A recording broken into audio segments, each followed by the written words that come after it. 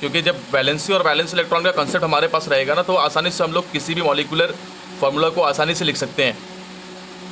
Valence electron होता क्या है जनरली? वैलेंस इलेक्ट्रॉन कहते हैं जो आउटर मोस्ट शेल में, लास्ट शेल में जितने इलेक्ट्रॉन्स प्रेजेंट होते हैं उससे वैलेंस इलेक्ट्रॉन कहते हैं।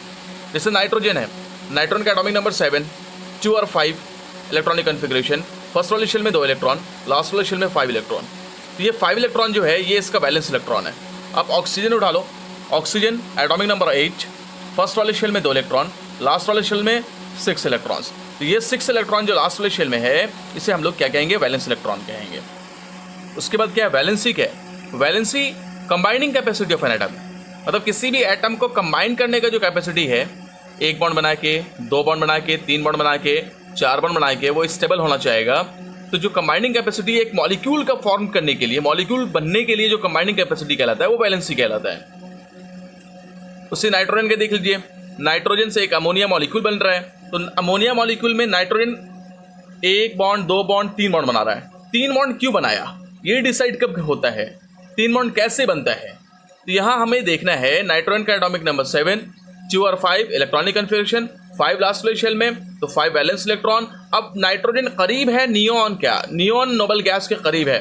नियोन का इलेक्ट्रॉनिक कन्फिग्रेशन 2 और 8, फर्स्ट एटॉमिक नंबर 10, फर्स्ट वाले शेल में 2 इलेक्ट्रॉन, लास्ट वाले शेल में 8 इलेक्ट्रॉन। तो ये नाइट्रोजन नियोन के करीब है, ये इस तरह का स्टेबल होना चाहेगा, इस तरह से बिहेव करना चाहेगा वो, तो वो क्या करेगा? 3 इलेक्ट्रॉन गेन करेगा। तो कोई भी पार्टिकल अगर 3 इलेक्ट्रॉन गेन करता है तो उसके ऊपर में नेगेटिव चार्ज आ जाता है। याद रखने का, इलेक्ट्रॉन गेन कर रहे हैं, ऑब्वियस सी बात है नेगेटिव चार्ज ज्यादा हो जाएगा। इलेक्ट्रॉन लूज करेंगे, इसका मतलब इलेक्ट्रॉन की क्वांटिटी कम हो रही है, तो पॉजिटिव चार्ज हो जाए, पॉजिटिवली चार्ज पार्टिकल बन जाएगा। आयंस 2 तरह के होते हैं, एक कैटायंस होते हैं, एक एनायंस होते हैं। कैटायंस कहते हैं पॉजिटिवली चार्ज पार्टिकल को, एनायंस कहते हैं नेगेटिवली चार्ज पार्टिकल को। इसका कंसेप्ट एकदम बहुत ही आसान है। अब हम लोग देखेंगे कितने तरह से कैटेगराइज किया गया है। Monovalent cations, divalent cations, trivalent cations क्या होता है, मोनोवैलेंट एनायंस, डाइवैलेंट एनायंस और ट्राइवैलेंट एनायंस, इसके बारे में। उसके बाद फिर इजी वे में हम लोग कैटायंस को एनायन के साथ जोड़ करके बहुत सारे मॉलिक्यूलर फार्मूला को हम लोग बना सकते हैं, बहुत सारे मॉलिक्यूल्स के फार्मूला को इजी वे में बना सकते हैं विद इन 2 to 3 सेकेंड्स। अगर आपको याद हो गया तो बहुत इंपॉर्टेंट पार्ट है ये आज का, छोड़ के नहीं जाने का, पूरा जान करके जाने का। सबसे पहले हम लोग जानेंगे मोनोवैलेंट इलेक्ट्रोपॉजिटिव आयन के बारे में। मोनोवैलेंट, मोनो मतलब सिंगल, वैलेंट मतलब वैलेंसी वाला, और इलेक्ट्रोपॉजिटिव है मतलब पॉजिटिवली चार्ज पार्टिकल होगा। जैसे ammonium NH4+, hydrogen H+, lithium Li+, cuprous Cu+1, मतलब 1+ है, इसका मतलब +1 में इंडिकेट कर रहा है।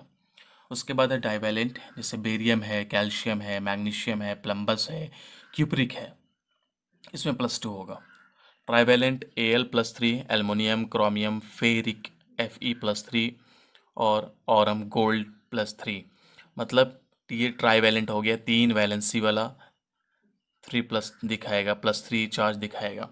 टेट्रावैलेंट प्लम्बिक +4, प्लैटिनम +4, स्टैनिक +4, ये टेट्रावैलेंट इलेक्ट्रोपॉजिटिव है, याद रखने कैसे इसको। उसके बाद है मोनोवैलेंट इलेक्ट्रोनेगेटिव आयन के बारे में। Fluorine, chlorine, bromine, hydroxide, cyanide, nitrite, nitrate, chlorate, bisulphate, HSO4-, ये सारे के सारे मोनोवैलेंट इलेक्ट्रोनेगेटिव है। जितने भी हैलोजेंस हैं, फ्लोरीन, क्लोरीन, ब्रोमीन, ये सारे के सारे मोनोवैलेंट इलेक्ट्रोनेगेटिव एलिमेंट है। उसके बाद डाइवैलेंट, डाइवैलेंट के अंदर में आते हैं हम लोग, जो आयन डाइवैलेंट होते हैं, carbonate CO3, oxide O-2, peroxide O2-2-, याद रखने कैसे इसको, sulphate SO4-2-, sulphide SO3-2-, sulphide S2-, oxalate COO2-2-। उसके बाद ट्राइवैलेंट इलेक्ट्रोनेगेटिव में आते हैं nitride N-3, phosphide P-3, borate BO3-3, phosphate PO4-3।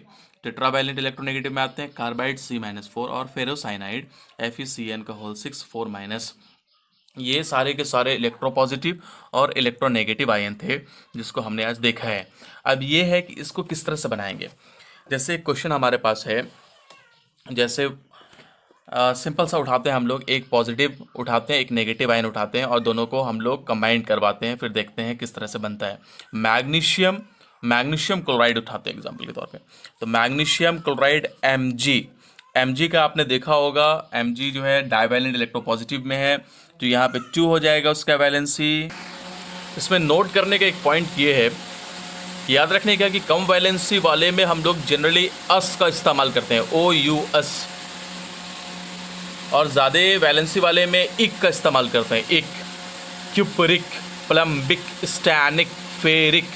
याद रखने इसको, जैसे क्यूप्रस है, क्यूप्रस में Cu+1 का इस्तेमाल किया, क्यूपरिक में Cu+2 का इस्तेमाल करेंगे।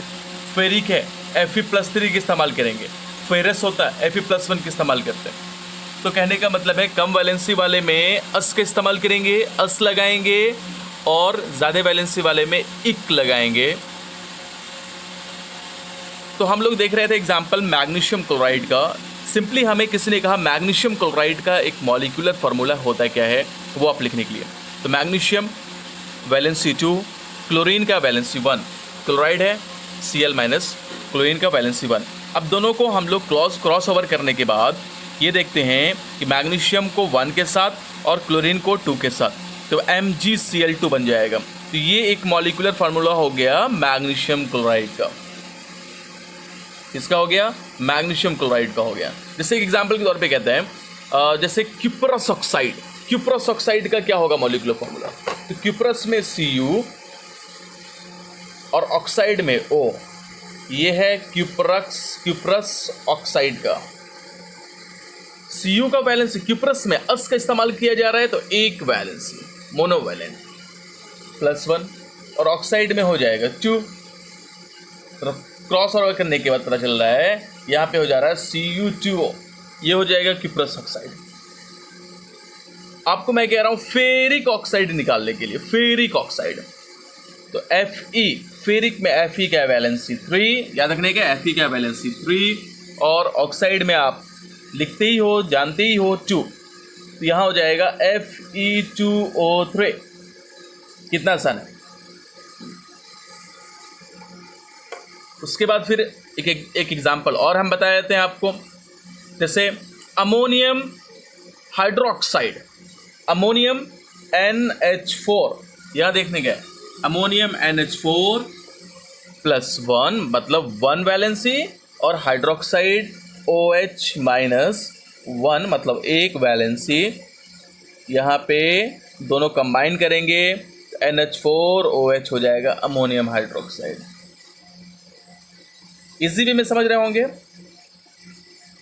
Hydrogen sulphide, hydrogen 1 sulphide 2 combine करवाएंगे, तो क्या बन जाएगा H2S, हाइड्रोजन सल्फाइड।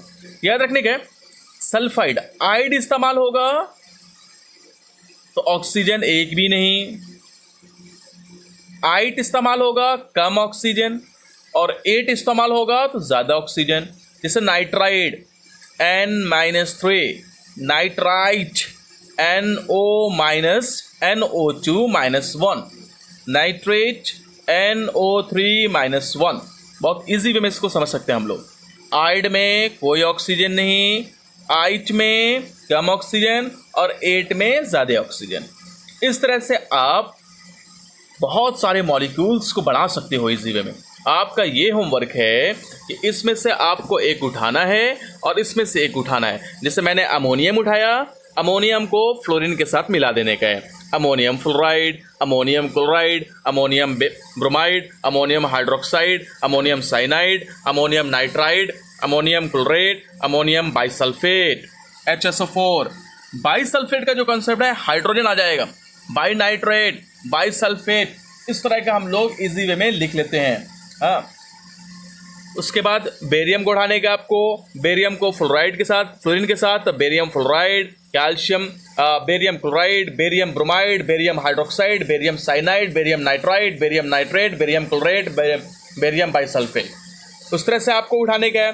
कैल्शियम के साथ कैल्शियम फ्लोराइड, आप हज़ारों कंपाउंड इजी वे में बना सकते हैं। ट्राईवैलेंट का उठाते हैं, एल्युमिनियम के साथ aluminium fluoride, aluminium chloride, aluminium bromide, aluminium hydroxide, aluminium cyanide, aluminium nitrate, aluminium nitride. आप क्रोमियम का उड़ा सकते हैं। तो पॉजिटिवली चार्ज आयन को नेगेटिवली चार्ज आयन के साथ कंबाइन करके एक मॉलिक्यूलर फार्मूला इजी वे में बना सकते हैं हम लोग। तो आज का हमारा टॉपिक था मॉलिक्यूलर फार्मूला या मॉलिक्यूल कैसे बनता है, किस तरह से बनता है। तो पहले स्टार्टिंग में हमने इनिशियलाइजिंग में हमने ये चीज़ पढ़ चुका है कि कंबाइनिंग कैपेसिटी, कंबाइन करने का जो कैपेसिटी होता है, एक बॉन्ड बना रहा है या दो बॉन्ड बना रहा है या तीन बॉन्ड बना रहा है, ये डिसाइड करता है वैलेंस इलेक्ट्रॉन कि इलेक्ट्रॉन लूज करेगा पॉजिटिवली चार्ज आयन हो जाएगा, इलेक्ट्रॉन गेन करेगा नेगेटिवली चार्ज आयन हो जाएगा। इसका कंसेप्ट हमारे भेजे में घुस चुका है। अब इसका इस्तेमाल आपको डेली लाइफ में करने का है। आप अपने सीनियर से जूनियर से 10 क्वेश्चन पूछ सकते हो, बता सकते हो उसे, अपना कंसेप्ट उसे बता सकते हो। इससे नॉलेज जो है ना वास्ट तरीके से और डीप नॉलेज आपके पास हो जाएगा। थैंक्स।